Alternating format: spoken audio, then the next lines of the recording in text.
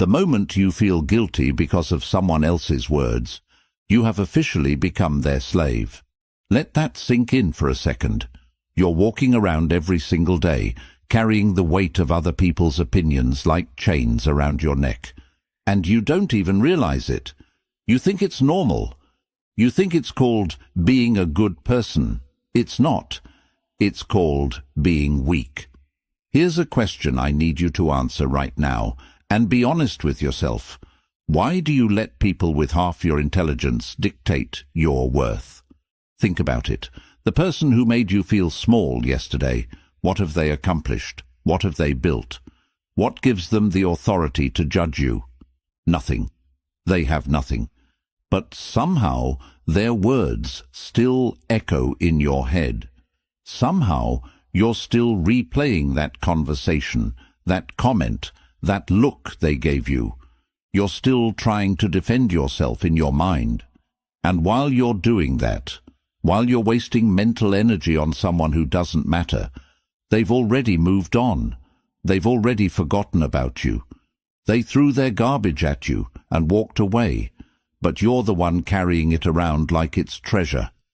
That's the sick joke of it all. You're the only one still fighting a battle that ended hours ago. That ends today.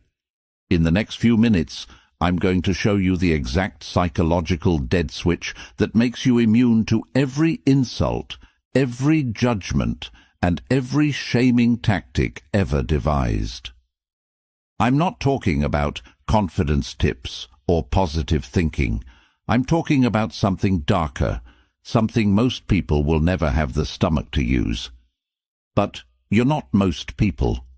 You're here because you're tired of being pushed around by words. You're tired of people treating you like their emotional punching bag.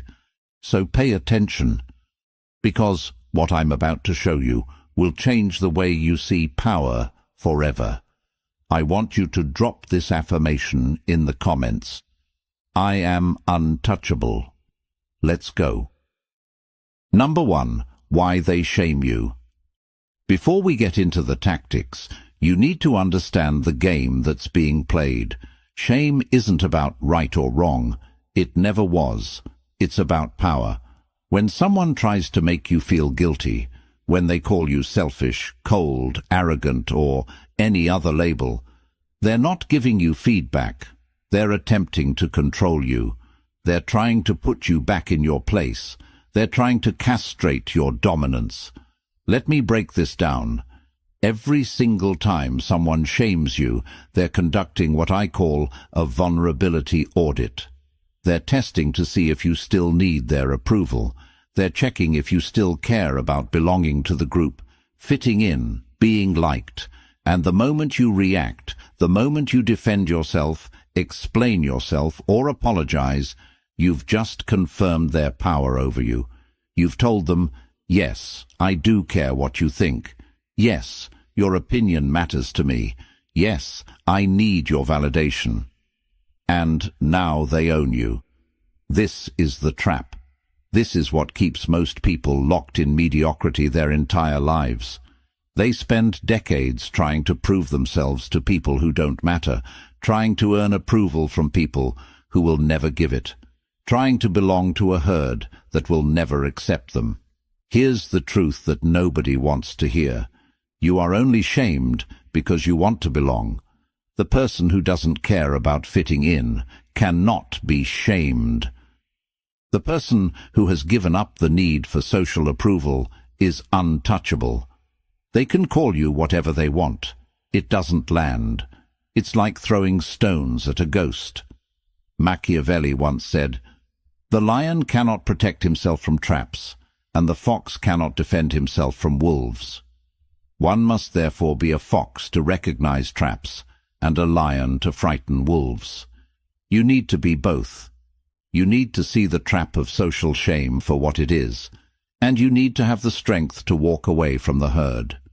To be untouchable, you must give up the need to belong to people who don't elevate you. You're not part of the herd. You never were. You're the outlier. You're the one they talk about.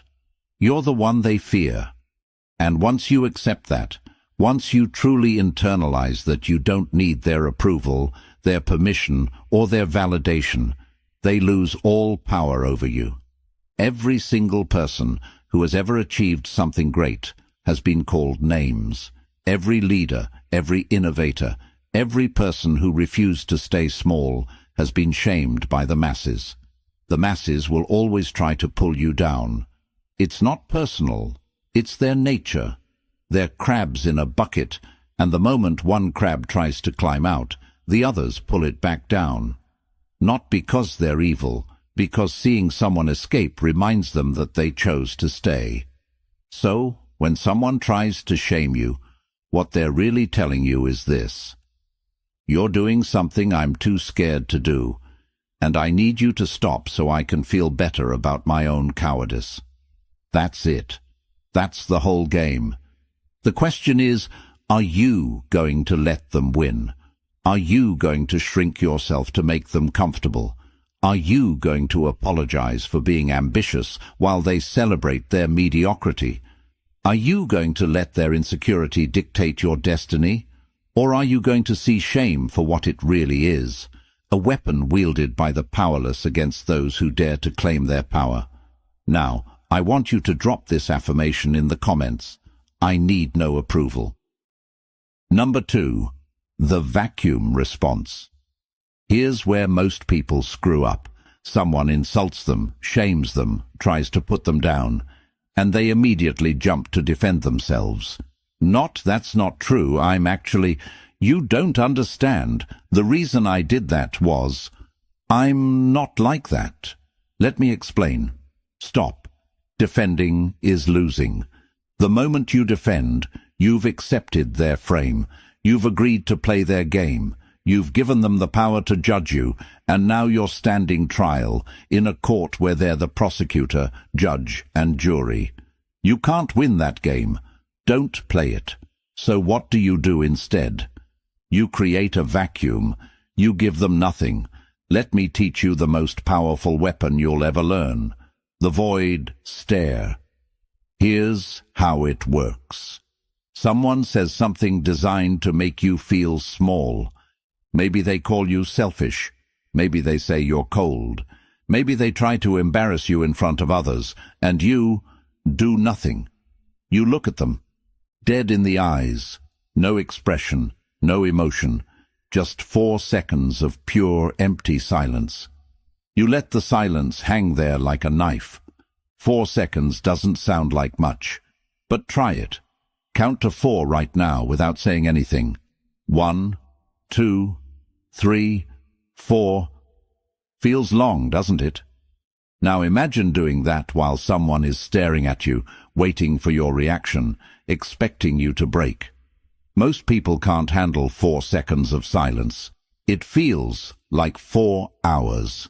Their brain starts screaming at them. Did I go too far? Are they about to explode? Why aren't they reacting? Should I say something else? Should I apologize? Their confidence starts cracking with every passing second. And here's what happens in their nervous system: a submission reflex. When someone expects a reaction and doesn't get one, when they throw a punch and it hits nothing but air, their confidence collapses. They start to question themselves. They start to feel exposed. Because they just showed their hand. They just revealed that they care enough about you to attack you. And you showed them that you don't care enough about them to even respond. That's the power imbalance right there.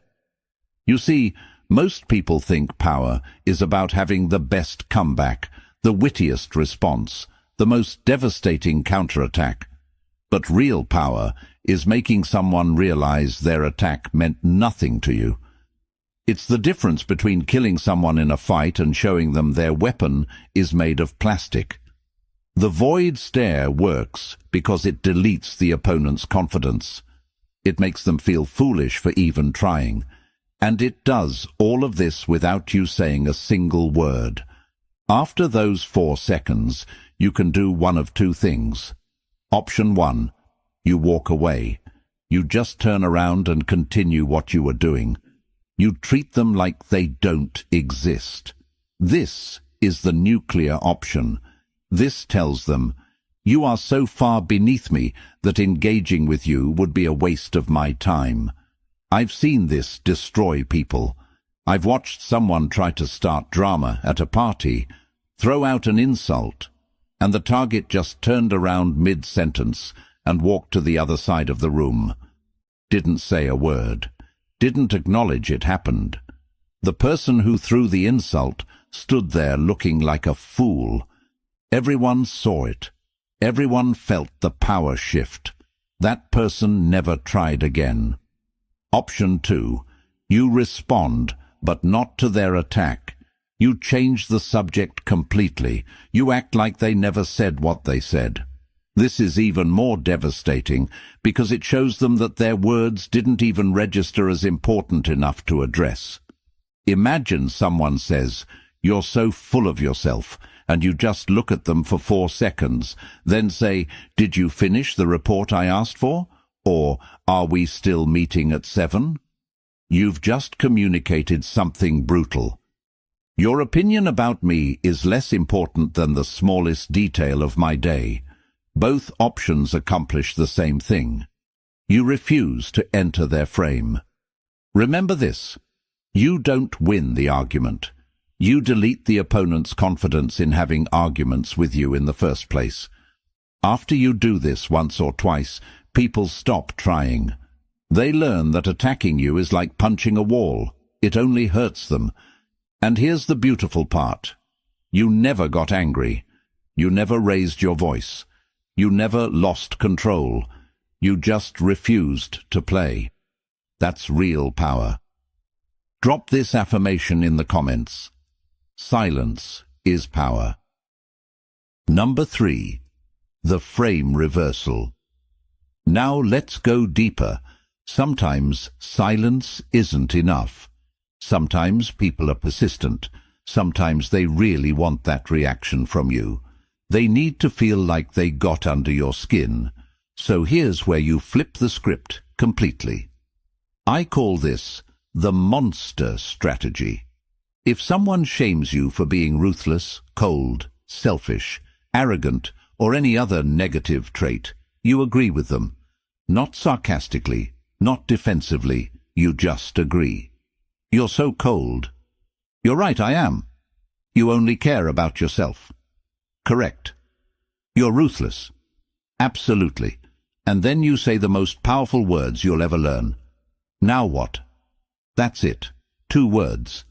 Now what? Watch what happens. Their brain short-circuits. They expected a fight. They expected you to defend yourself, to explain why you're not actually those things, to prove them wrong.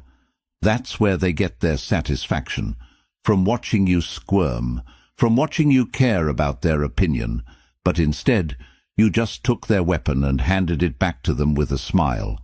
Because here's the part they never see coming. The moment you own the insult, the weapon shatters in their hand. Think about it.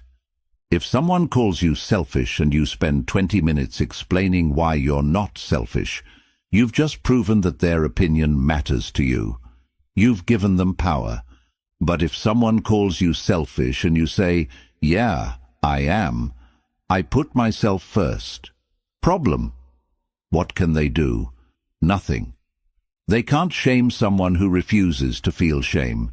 They can't make you feel guilty about something you openly admit to. They can't use your own insecurity against you if you have no insecurity about it. Let me give you another example. Someone says, "You're so arrogant." Most people panic. They rush to prove they're humble.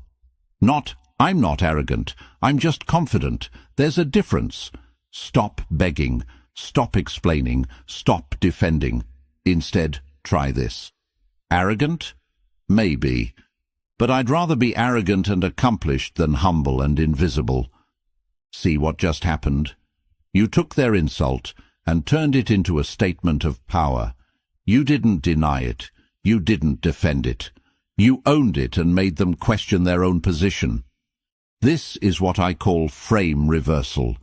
They tried to put you in the defendant's box and you just walked out and sat in the judge's seat instead. But we're not done yet. After you agree, after you own it, after you say, now what?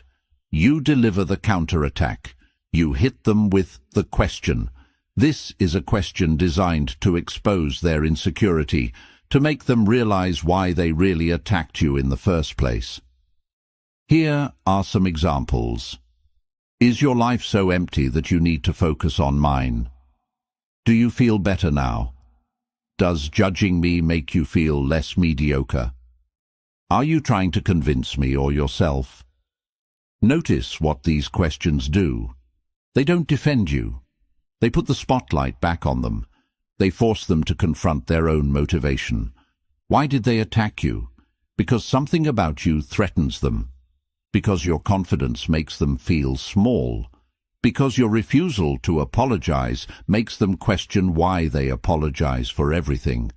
The question makes them face that truth, and most people can't handle it. They'll stumble, they'll backtrack. They'll say, I'm just joking, or I was just trying to help, or some other excuse. And that's when you know you've won. But here's the key. You have to deliver the question calmly. No anger, no emotion, just genuine curiosity, like you're asking them what they had for breakfast. Because remember, the person who stays calm controls the frame. If you deliver it with anger, you've lost. Because now they can say, see, you're too sensitive. I was just joking and you got all emotional. But if you deliver it with calm curiosity, they have nowhere to hide. They have to either admit they were attacking you or admit they were joking about something that wasn't funny. Either way, they lose. Let me give you a real example. Let's say you're at a family dinner and your uncle says, you think you're so much better than everyone else, don't you? Most people would say, not, I don't think that. I'm just trying to. Wrong. Here's what you say. Better? Not. Just different. Now what? Pause. Let it sit. Then, does it bother you that I'm comfortable being different? Watch him struggle. Watch him realize he just exposed his own insecurity. You didn't attack him. You didn't defend yourself. You just held up a mirror. That's the frame reversal. That's how you make people powerless without throwing a single punch. And here's what happens after you do this a few times. People stop testing you. They learn that trying to shame you only exposes their own weaknesses. They learn that you're not an easy target. They learn that attacking you is like grabbing a hot coal. They're the only ones who get burned. Your reputation changes. People start warning others about you. Don't try that with them. They'll turn it back on you. And that's exactly what you want. You want people to think twice before disrespecting you. You want them to know that playing games with you is a losing strategy. Not because you're mean, not because you're cruel, but because you respect yourself enough to not tolerate disrespect. Machiavelli once said, "The first method for estimating the intelligence of a ruler is to look at the men he has around him." The same applies to you. The moment you stop defending yourself to idiots, you'll notice the quality of people in your life improves dramatically. I want you to drop this affirmation in the comments. I own myself.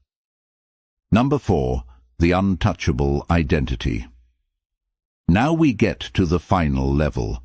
This is where you transform completely. Everything I've taught you so far, the void stare, the frame reversal, the question, these are tactics. They work. They're powerful. But tactics alone won't make you untouchable. You need an identity shift. You need to stop seeing yourself as a good person, trying to prove you're good. That's the cage. That's what keeps you vulnerable to shame in the first place. Think about it. Why do you care when someone calls you selfish? Because you've been taught that being selfish is bad. You've been programmed to believe that good people sacrifice themselves, put others first, always help, always give. But who taught you that? And why? Here's the uncomfortable truth. You were taught to be selfless by people who wanted to use you. Your parents wanted you to be obedient so you'd be easier to control. Your teachers wanted you to be compliant so you'd be easier to manage. Your friends wanted you to be generous so they could take from you. Your partners wanted you to be accommodating so they could have their way. Nobody benefits from your self-sacrifice more than the people who aren't sacrificing anything themselves. Let me tell you why. Because people who sacrifice themselves are easy to control. People who always put others first will never threaten the status quo.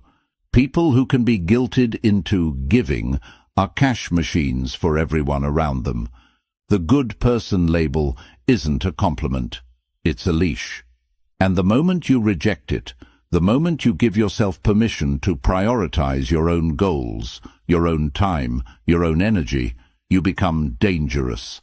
Not dangerous in a harmful way, dangerous in a powerful way. Dangerous because you can't be manipulated anymore. Here's what I want you to understand. The moral high ground is almost always fake. Let me say that again. The moral high ground is almost always fake. People don't shame you because they care about morality. They shame you because they want something from you. They want your compliance, your submission, your energy, your resources. Think about every person who's ever called you selfish. What did they want from you? Your time, your money, your attention, your agreement? Of course they did. They wrapped their request in moral language to make you feel bad for saying no. They made it seem like you were the bad guy for having boundaries, for having priorities, for having a life that doesn't revolve around them. That's manipulation. Pure and simple. And the moment you see through it, the moment you develop what I call dark intelligence, the ability to see through fake moral arguments, you become untouchable. Dark intelligence is pattern recognition. It's seeing the game behind the game. It's understanding that most people's moral outrage isn't about principles. It's about personal benefit. Watch how quickly someone's moral stance changes when it no longer serves them. Watch how the person who preached about loyalty will betray you the second a better option appears. Watch how the person who demanded honesty will lie without hesitation when the truth threatens their position. You start to notice patterns. You start to see that the people who talk the most about kindness are often the cruelest. The people who preach about compassion are often the most selfish. The people who demand respect are often the least respectable. It's all theater. It's all a game to control you, and you don't have to play anymore. Here's the formula for invincibility. High competence plus zero empathy for critics equals absolute power. Let me break that down. High competence means you're actually good at what you do. You deliver results. You solve problems. You build things. You create value. This is non-negotiable. You can't fake this. You have to put in the work. All the tactics in the world won't save you if you're incompetent. If you can't back up your confidence with capability, people will see through you. And they should. But when you're genuinely good at what you do, when you consistently deliver, when you solve problems that others can't solve, you earn the right to be selective about whose opinions matter. Competence is your shield. It's what protects you from legitimate criticism. When someone tries to tear you down, and you can point to your track record, to your results, to the tangible value you create, their words lose power. Zero empathy for critics means you stop caring about the opinions of people who haven't accomplished what you're trying to accomplish. It doesn't mean you're heartless. It means you're selective. It means you only take feedback from people who are where you want to be. Everyone else, their opinion is noise. When you combine these two things, you become untouchable. You're too competent to be dismissed and too indifferent to be manipulated. People can't tear you down because you're standing on a foundation of real achievement, and they can't guilt you into shrinking because you simply don't care what they think. You walk into a room and someone tries to embarrass you in front of others. They make a comment about your outfit, your choice, your decision. Everyone waits to see how you'll react, and you don't. You just look at them, give them the void stare for 4 seconds, then continue the conversation you were having before they interrupted. You don't defend. You don't explain. You just refuse to acknowledge their attempt at dominance. The room feels the shift. Everyone just watched someone try to attack you and fail. Your status goes up. Theirs goes down. Later, someone pulls you aside and says, "Wow, weren't you hurt by what they said?" And you genuinely don't understand the question. Because you weren't hurt, you didn't even register it as important enough to feel anything about. That's the untouchable identity. That's what we're building here. This is what Machiavelli understood. This is what every powerful person throughout history has understood. Your reputation doesn't come from being liked. It comes from being respected. And respect comes from competence and boundaries, not from being nice. Machiavelli once said, "It is better to be feared than loved, if you cannot be both." Now, I'm not telling you to make people fear you, but I am telling you to stop trying to make everyone love you. Stop trying to be everyone's favorite person. Stop trying to get approval from people who will never give it. Build your competence. Set your boundaries. Protect your energy. And let the critics cry. Because, here's the truth. The same people who shame you today will praise you tomorrow, once you've achieved enough success. They'll pretend they always believed in you. They'll claim they were just trying to help. They're liars. Don't forget what they said when you were building. Don't forget how they tried to stop you. And don't let them back in once you've made it. I've seen this happen 1,000 times. Someone works in silence for years. They get mocked, criticized, told they're wasting their time. Then one day they succeed, and suddenly all those critics show up with congratulations and friendship. "I always knew you could do it." Not, "You didn't." You told them to quit. You told them it was impossible. You told them they were foolish for trying. But now that there's something to gain from the association, now that being connected to this person might benefit you, suddenly you're their biggest supporter. That's not support. That's opportunism. And you need to recognize it for what it is. This is the untouchable identity. This is what it means to be truly free. You're not trying to be good. You're not trying to be liked. You're trying to be effective. You're trying to build something that matters. You're trying to live on your own terms. And anyone who has a problem with that can watch from the sidelines. Now, I want you to drop this affirmation in the comments. I am unreachable. So here we are. You've learned the void stare. You've learned the frame reversal. You've learned how to build the untouchable identity, but none of this matters if you don't use it. Knowledge without action is just entertainment. And I didn't make this video to entertain you. I made it to arm you. So here's what you're going to do. The next time someone tries to shame you, you're not going to defend yourself. You're not going to explain yourself. You're not going to apologize for being who you are. You're going to remember everything you learned here. You're going to give them the void stare and watch them squirm. You're going to own whatever they accuse you of and watch their weapon shatter. You're going to ask them the question and watch them realize why they really attacked you. And you're going to walk away knowing that they have zero power over you. People can only shame you if you give them permission.